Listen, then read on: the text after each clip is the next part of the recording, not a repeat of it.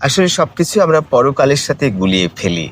একটা ভিডিও আমাকে শেয়ার করেছে আমার প্রিয় একজন। সেখানে সে দেখাচ্ছে যে, "তুমি এরকম হলে এরকম পাবে, ভালো হলে ভালো পাবে। তুমি সেই ছেলে বা মেয়ের ব্যাপারে এটা সেটা করো না। ও যদি তোমার সাথে থাকে তাহলে তোমার জন্য ভালো হবে, না থাকলে খারাপ হবে।" আসলে ব্যাপারটা এরকম না।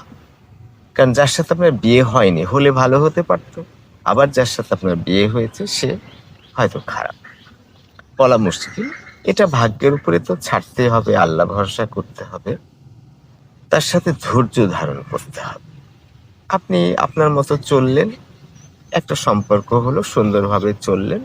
আশা করা যায় একটা ভালো পরিণতি হবে। কিন্তু অনেকগুলো ভুল আমরা করে ফেলি। ভুলের মধ্যে আমাদের বসবাস। ভুলটা আমাদের নিত্যদিনের সঙ্গী।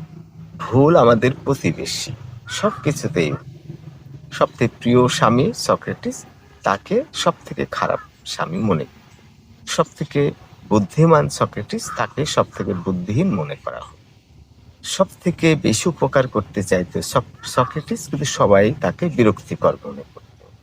দেশদ্রোহী, রাষ্ট্রদ্রোহী, বিশেষ করে ধর্মের ব্যাপারটা ওখানে ছিল যে দেবদেবী অনেক বিশ্বাস করতো সেই ২৫০০ বছর আগে।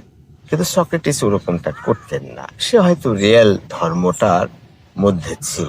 কিন্তু সব মানুষ যখন একটা জিনিসকে ভুল বলে তখন সেটা ভুলই ধরা হয়। যেটা সব মানুষ ঠিক বলে সেটাকে আমরা ঠিকই ধরি। বাস্তব জিনিসটা কিন্তু ভিন্ন।